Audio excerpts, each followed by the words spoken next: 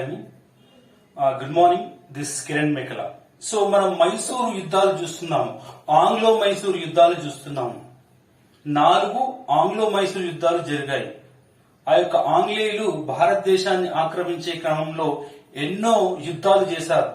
కర్ణాటక యుద్ధాలు, మరాఠా యుద్ధాలు, సిక్కు యుద్ధాలు, అదేవిధంగా మైసూరు యుద్ధాలు, అదేవిధంగా ప్లాసీ యుద్ధము, బాక్సర్ యుద్ధము, ఈ రకంగా చాలా యుద్ధాలు చేశారు. అందులో మనము మైసూరు యుద్ధాలు చూస్తున్నాము. గత క్లాస్ లో మనము మొదటి మైసూరు యుద్ధాన్ని మనము చూసాము. ఈ రోజు రెండవ మైసూరు యుద్ధాన్ని మనం చూద్దాం. సో రెండవ మైసూరు యుద్ధం అన్నటువంటిది టైం తీసుకున్నట్టయితే మనకి 1780 నుంచి 84, 1780 నుంచి 84 మధ్య కాలంలో ఈ యొక్క రెండవ ఆంగ్లో మైసూరు యుద్ధం అన్నటువంటిది జరిగింది. సో దీనికి కారణం కనుక చూసినట్టయితే, తక్షణ కారణం చూసినట్టయితే, ఆ యొక్క ఆంగ్లేయులు ఈ యొక్క మాహే అంటే కేరళ, మలబార్ తీరం. సో ఈ యొక్క మాహేను ఆంగ్లేయులు ఆక్రమించుకోవడానికి చూస్తారు. అది తక్షణ కారణం అని చెప్పుకోవచ్చు. ఇంకా లోతుగా వెళ్తే ఎలా ఉందంటే మనకి ఆ యొక్క యూరప్ లోపల మనకి అమెరికా స్వాతంత్ర పోరాటం నడుస్తుంది. అమెరికా ఎప్పుడు స్వాతంత్రం పొందిందండి? 1776 జూలై 4 అని చెప్తాము. 1776 జూలై 4. అయితే 1770 ఆ ప్రాంతం లోపల, యూరప్ లోపల అమెరికా స్వాతంత్రం కోసం పోరాడుతుంది. ఎవరితోటి? ఆ యొక్క ఇంగ్లాండ్ వారిని వెళ్ళగొట్టాలని చెప్పేసి. అసలు నిజం చెప్పుకోవాలా అంటే ఇంగ్లాండ్ అమెరికా వేరు వేరు కాదు. ఇంగ్లాండ్ అన్నటువంటిది అమెరికా యొక్క మాతృదేశం. సో ఆ యొక్క ఇంగ్లాండ్ వాళ్ళని తరిమివేసే క్రమం లోపల అక్కడ యూరప్ లోపల ఫ్రెంచ్ వారు సహాయం చేశారు అమెరికన్స్ కి. ఏ రకంగానైతే మనం చూసాం ఏంటంటే ఆ యొక్క కర్ణాటక యుద్ధాల్లో చూసాం మనం. ఆ యొక్క సప్తవర్ష సంగ్రామం అని చెప్పేసి రకరకాలుగా చూసాము. అక్కడ యుద్ధం అయితే ఇక్కడ French East India company, English East India company తన్నుకున్నాయి. అదే విధంగా అక్కడ యూరప్ లోపల ఆ యొక్క అమెరికా స్వాతంత్ర పోరాటం లోపల ఆ యొక్క ఫ్రెంచ్ వారు అమెరికన్ కి సహాయం చేశారు. కాబట్టి ఆంగ్లేయులకు ఇంగ్లాండ్ వారికి మండింది. కాబట్టి ఇక్కడ మన భారతదేశం లోపల వాళ్ళు మాహేను ఆక్రమించుకోవాలని చూశారు. సో ఈ యొక్క మాహేను ఆక్రమించుకునే క్రమం లోపల ఈ యొక్క రెండవ ఆంగ్లో మైసూరు యుద్ధం జరిగింది. ఎందుకోసం అంటే ఈ యొక్క మాహే అనే ప్రాంతం మనం చూసినట్టయితే ఇక్కడ ఉంటుందండి. ఇది ఇండియా పటం అనుకుంటే ఇప్పుడు మనకి ఇక్కడ ఉంటుంది. కేరళ అంటే ఇలా ఉంటుంది కదా. సో ఇక్కడ మనకి మాహే అనేది కనిపిస్తుంది. సో ఇదంతా కూడా కర్ణాటక రాజ్యం, ఈ యొక్క మైసూరు రాజ్యంలో భాగం. ఈ యొక్క మైసూరు రాజ్యంలో భాగం కాబట్టి ఈ మాహేను ఒకవేళ ఢీకొన్నట్టయితే ఆటోమేటికల్లీ ఆ యొక్క హైదరాలీ తోటి, ఆ యొక్క మైసూరు రాజ్యంతో కలబడినట్టే, అంతే కదా. కాబట్టి ఇది మెయిన్ కారణం అయ్యింది రెండవ ఆంగ్లో మైసూరు యుద్ధానికి. అయితే ఇంకో కారణం ఏంటంటే ఆ యొక్క 1771లో మరాఠులు దండయాత్ర చేశారు మైసూరు పైన, ఆ యొక్క హైదరాలీ పైన. అలా దండయాత్ర చేయగానే వెనువెంటనే ఆ యొక్క హైదరాలీ ఫోన్ కొట్టాడు ఆంగ్లేయులకి. ఇలా మరాఠులు నా పైన దండయాత్ర చేస్తున్నారు, మీరు వచ్చి కాస్త హెల్ప్ చేయండి, సైన్యాన్ని పంపించండి అని. అలా ఎలా చేశాడు మరి అంటే మనం మొదటి మైసూరు యుద్ధంలో చూసాము.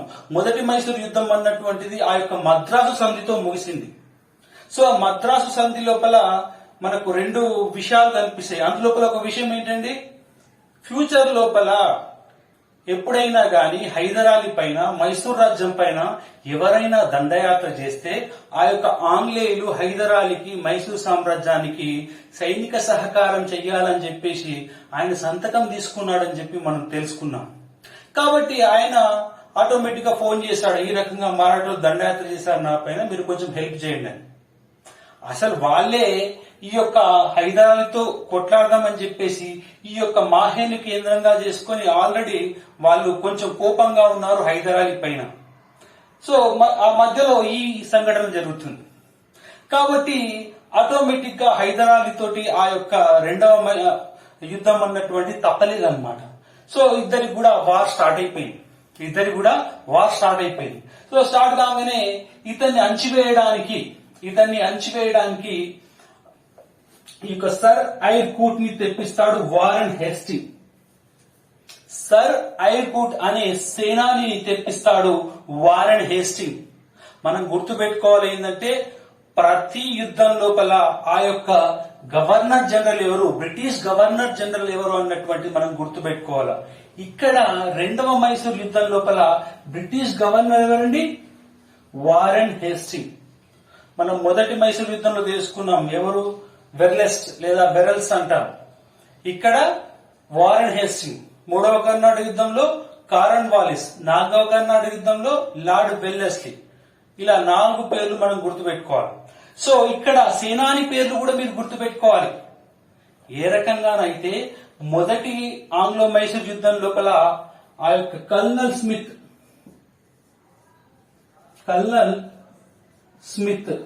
మనం చెప్పుకున్నాం. కల్నల్ స్మిత్ ని ఓడించేసి ఆ యొక్క మద్రాసుని ఆ యొక్క హైదరాలీ గెలుచుకున్నాడని చెప్పేసి మొదటి యుద్ధం లోపల. అలా కల్నల్ స్మిత్ మొదటి మైసూర్ యుద్ధం లోపల సేనాని. అదే విధంగా రెండవ మైసూర్ యుద్ధం లోపల ఈ యొక్క బ్రిటిష్ సేనాని సర్ ఐర్కూట్ అని గుర్తుపెట్టుకోవాలి. మూడవ దాంట్లోపల, నాలుగవ దాంట్లోపల కూడా సేనానులు ఎవరు మనం తెలుసుకున్నాం. ఎందుకోసం అంటే ఈ యొక్క గవర్నర్ జనరల్స్ అనగానే మనం గుర్తుపెట్టేస్తాం. వారెన్ హేస్టింగ్, కారన్ వాలిస్, వెర్లెస్ట్ అని పెట్టేస్తాం. కానీ సేనానులు అంటే మనం కన్ఫ్యూజ్ అవుతాం. ఎందుకు కన్ఫ్యూజ్ అవుతామంటే 16-17 పేర్లు వస్తాయి. అర్థమవుతుందా? 16-17 ఆ యొక్క ఇంగ్లీష్ నేమ్స్ వస్తాయి. కర్నల్ అంటారు, మేజర్ జనరల్ అంటారు. కాబట్టి కన్ఫ్యూజ్ అవుతాం.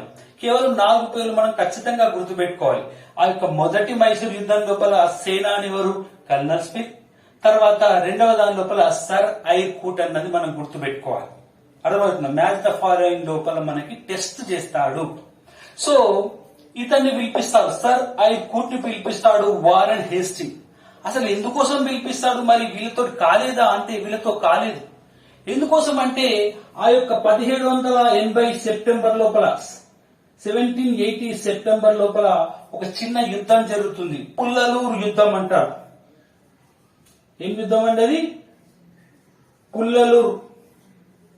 సో ఈ యొక్క పుల్లలూరు యుద్ధం అన్నటువంటిది 1780 సెప్టెంబర్ లో జరుగుతుంది.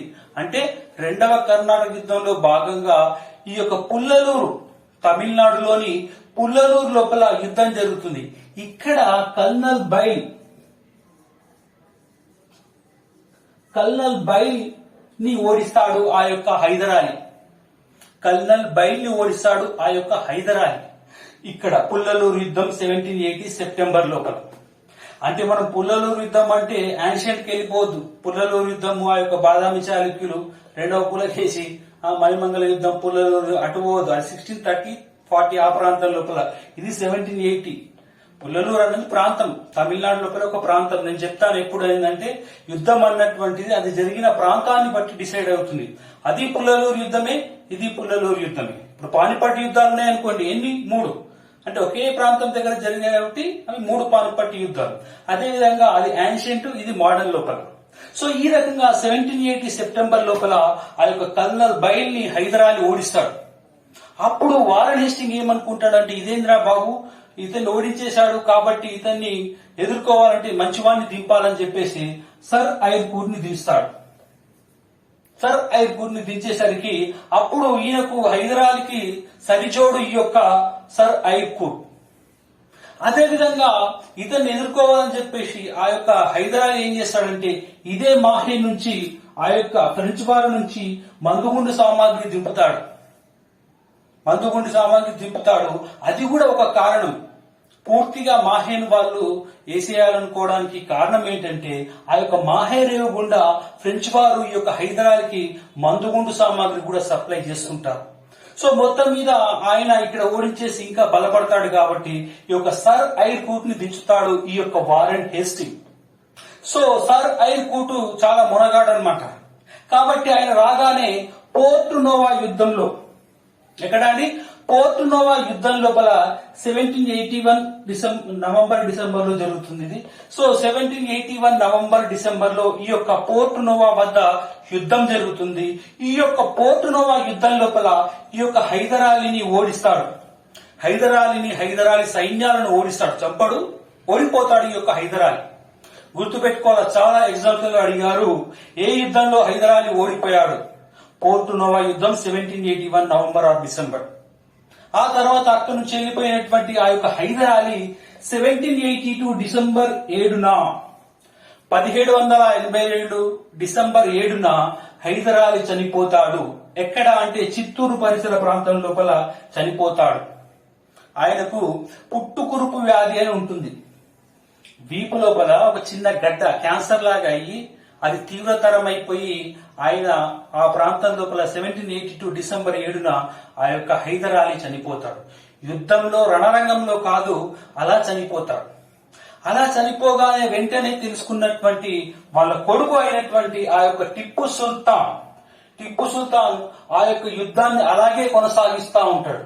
అలాగే కొనసాగించి ఇంకా అలాగే పోట్లాడుతూ ఉంటాడు. టిప్పు సుల్తాన్ కూడా తండ్రిని మించిన తనయుడు కాబట్టి బాగా గట్టిగానే ఫైట్ చేస్తుంటాడు. కాబట్టి ఎవరు గెలవలేని పరిస్థితి ఉంటుంది అక్కడ. కాబట్టి అప్పుడు ఇద్దరు కూడా ఆ యొక్క టిప్పు సుల్తాన్ కావచ్చు, అక్కడ ఆంగ్లేయులు కావచ్చు, ఎవరు గెలిచే పరిస్థితి లేదు. కాబట్టి ఇద్దరు కూడా కాంప్రమైజ్ అయిపోయి 1784 మార్చిన ఎప్పుడండి 1784 మార్చిన మంగుళూరు సంధి చేసుకుంటారు. ఏ సంధి? మంగుళూరు సంధి. ఎవరికి అవుతుంది? ఈ యొక్క టిప్పు సుల్తాన్కి మరియు ఆంగ్లేయులకి. ఆంగ్లేయులంటే ఆంగ్లేయుల తరపున ఆ యొక్క మద్రాసు గవర్నర్ అయినటువంటి మెకార్టీ, ఈ పేరు మీరు గుర్తుపెట్టుకోవాలి. మంగుళూరు సంధి చేసుకున్నటువంటి ఆంగ్లేయుడు ఎవరు అని అడుగుతారు? మెకార్టీ. ఈయన మద్రాసు గవర్నర్. అది ఆ రకంగా ఈ యొక్క రెండవ ఆంగ్లో మైసూర్ యుద్ధం అన్నటువంటిది ఈ యొక్క మంగుళూరు సంధితో ముగుస్తుంది. 1780లో ప్రారంభమైన ఈ యొక్క యుద్ధము 1784లో ఇలా ముగుస్తుంది. అది అదేవిధంగా మనము ఈ యొక్క టిప్పు సుల్తాన్ తీసుకున్నట్టయితే, టిప్పు సుల్తాను వెంటనే 1782లో వాళ్ళ ఫాదర్ చనిపోగానే ఆయన రాజవుతాడు. ఆయన పీరియడ్ తీసుకుంటే 1782 నుంచి 99 అంటే ఆయన చనిపోయే వరకు 1799 మే 4న ఆయన చనిపోయే వరకు రాజుగా ఉంటాడు ఈ యొక్క మైసూర్ రాజ్యానికి. అయితే ఈయనకు ఉన్నటువంటి బిరుదు ఏమిటంటే మైసూర్ పులి అంటారు. షేర్ మైసూర్, అర్థమవుతుందా? టైగర్ ఆఫ్ మైసూర్ అనుకోవచ్చు. యాక్చువల్ గా ఆయన యొక్క అసలు పేరు వేరు. అసలు పేరు ఏమిటండి? ఫతే అలీ ఖాన్ సాహెబ్. ఫతే అలీ ఖాన్ సాహెబ్ అన్నటువంటిది ఆయన అసలు పేరు. ఆయన బిరుదు వచ్చేసి మైసూర్ పులి. ఇది చాలా ఎగ్జామ్స్ లలో అడిగారు, గుర్తుపెట్టుకోవాలి. తర్వాత ఈయన దగ్గర ప్రధానిగా దివాన్ పూర్ణయ్య ఉంటాడు. దివాన్ పూర్ణయ్య. ఈ దివాన్ పూర్ణయ్య అనే వ్యక్తియే ఈయనకు సహకరించక చివరిగా 4వ మైసూర్ యుద్ధంలో ఓడిపోతాడు. ఈయన చీట్ చేస్తాడు. దివాన్ పూర్ణయ్య ఎవరైతే ప్రధాని ఉంటాడో ఈయన ఒక రకంగా చీట్ చేస్తాడు. కాబట్టి 4వ మైసూర్ యుద్ధం లోపల ఆయన ఓటమికి, ఆయన మరణానికి కారణం. అది అక్కడ వచ్చినప్పుడు చెప్పుకుందాం. ఆ తర్వాత ఆయన యొక్క చిహ్నము, ఆ యొక్క టిప్పు సుల్తాన్ యొక్క చిహ్నము, వారి యొక్క రాజ్యం యొక్క చిహ్నం ఏంటిదంటే రాయల్ ఎంబ్లమ్. రాయల్ ఎంబ్లమ్ ఏంటంటే పులి. ఏ రకంగా అయితే మనకు గుప్తుల యొక్క రాయల్ ఎంబ్లమ్ వచ్చేసి మనము గరుడ అని చెప్పుకుంటాము. అదే విధంగా ఆ యొక్క విజయనగర సామ్రాజ్యం యొక్క రాయల్ ఎంబ్లమ్ వచ్చేసి మనము వరాహ బోర్ అని చెప్పుకుంటాము. పంది, వరాహం అంటే పంది అని చెప్పుకోవచ్చు మన భాష లోపల. అదే విధంగా పల్లవులకు వచ్చేసి ఆ యొక్క వృషభం అని చెప్పుకుంటాము. అదే విధంగా ఇక్కడ ఈ యొక్క టిప్పు సుల్తాన్ యొక్క రాయల్ ఎంబ్లమ్ ఏంటిదంటే పులి. గుర్తుపెట్టుకోవాలి, మీరు ఎగ్జామ్ లో అడుగుతారు. అదే విధంగా ఇతన్ని ఏమని పిలుస్తారంటే the ancient enemy of company అంటారు. The ancient enemy of company. ఎందుకంటే ఈ టిప్పు సుల్తాన్ అనే వ్యక్తి మొదటి యుద్ధంలో ఉన్నాడు, 2వ యుద్ధంలో ఉన్నాడు, 3వ యుద్ధంలో ఉన్నాడు, 4వ యుద్ధంలో ఉన్నాడు. హైదరాలీ 2వ యుద్ధం మధ్యలో చచ్చిపోయాడు. కానీ 4 యుద్ధాల్లో కూడా ఉండి ఆ యొక్క ఆంగ్లేయుల్ని తిప్పలు పెట్టిన వ్యక్తి ఎవరంటే ఆ యొక్క టిప్పు సుల్తాన్. అదే విధంగా ఆంగ్లేయులకు ఉన్నటువంటి డ్రాబ్యాక్ ఏంటంటే మేము చాలా మేధావులం అనుకుంటారు. మేము పాలించే వాళ్ళము ప్రపంచమంతా, కేవలం నాట్ ఓన్లీ ఇండియా, ప్రపంచమంతా కూడా మాకంటే తక్కువే, వాళ్ళంతా కూడా పరిపాలింపబడేవారు, మేము పాలించే వాళ్ళం అని చెప్పేసి ఫీల్ అవుతారు. కానీ ఇక్కడ ఆయన ఏం చేశాడంటే చాలా అడ్వాన్స్ అన్నమాట. ఎందుకోసం అంటే టిప్పు సుల్తాన్ చాలా చాలా ఎడ్యుకేటెడ్ స్కాలర్. హైదర్ అలీ నిరక్షరాస్యుడు కానీ వీరుడు, డౌన్ టు ఎర్త్ పర్సన్. కానీ Tipu Sultan from the beginning ఆయన స్కాలర్, ఇంటెలెక్చువల్ అన్నమాట. చూద్దాం. అయితే ఈయన సెక్యులర్ అని కూడా మనం చెప్పుకోవచ్చు. ఎందుకోసం అంటే ఆ యొక్క రంగనాథ ఆలయానికి ఆయన భూదానాలు చేశాడు. ఇది ఎక్కడ ఉంది? రంగనాథ ఆలయం శ్రీరంగపట్నంలో ఉంది. సో రంగనాథ ఆలయానికి భూదానాలు చేశారు. అదే విధంగా శృంగేరి శారదా పీఠం ఏదైతే ఉందో తమిళనాడు లోపల, దానికి కూడా ఆయన కొన్ని దానాలు చేశాడు. అక్కడ శంకరాచార్యుల పట్ల ఎంతో భక్తి శ్రద్ధలు కూడా వహించారని మనం చెప్పుకుంటాం. అదే విధంగా చూసినట్టయితే ఈయన ఆధునిక బ్యాంకింగ్ వ్యవస్థ, యూరోప్ లాగా ఆధునిక బ్యాంకింగ్ వ్యవస్థను ఏర్పాటు చేశాడు. అదేవిధంగా కొత్త క్యాలెండర్ ని కూడా ఆయన ఏర్పాటు చేశాడు. అదేవిధంగా మొహర్ అనే నాణాలు కూడా జారీ చేశాడు. ఈ రకంగా చేస్తూ ఇంకా ఏం చేశాడంటే ఆ యొక్క మైసూర్ సామ్రాజ్యాన్ని లోపల, భారతదేశం లోపల ఒక గొప్ప స్థానంలో నిలబెట్టాలి, ఎంతో అభివృద్ధి చెందించాలని చెప్పేసి టిప్పు సుల్తాను తన యొక్క రాయబారుల్ని వివిధ దేశాలకు పంపించాడు. ఆ యొక్క ఇరాన్ కి, పెరూకి, అదేవిధంగా టర్కీకి, రష్యాకి, ఫ్రాన్స్ కి తన యొక్క రాయబారుని పంపడం జరిగింది. మీరు రండి, ఇన్వెస్ట్ చేయండి, లేకపోతే మా దగ్గర ఉన్నటువంటి కొనండి, మీ దగ్గర ఉన్నటువంటి ఇవ్వండి అని చెప్పేసి ఆ యొక్క ఆధునిక భారతదేశం లోపల ఆ యొక్క వివిధ దేశాలకు పంపించాడు ఈ యొక్క టిప్పు సుల్తాన్. దీన్నే 2011 సివిల్స్ పేపర్ లో అడిగారు. ఆధునిక భారతదేశం లోపల వివిధ దేశాలకు తన రాయబారుని పంపినటువంటి భారతీయ పాలకుడు ఎవరని చెప్పేసి, ఎవరంటే టిప్పు సుల్తాన్ షేరే మైసూర్ పులి అని మీరు గుర్తుపెట్టుకోవాలి. సో ఈ రకంగా ఆంగ్లో మైసూర్ యుద్ధం అన్నటువంటిది మనకు 1780 లో స్టార్ట్ అయ్యి 84 లో ఎండ్ అయింది. అది మంగళూరు సంధి ద్వారా.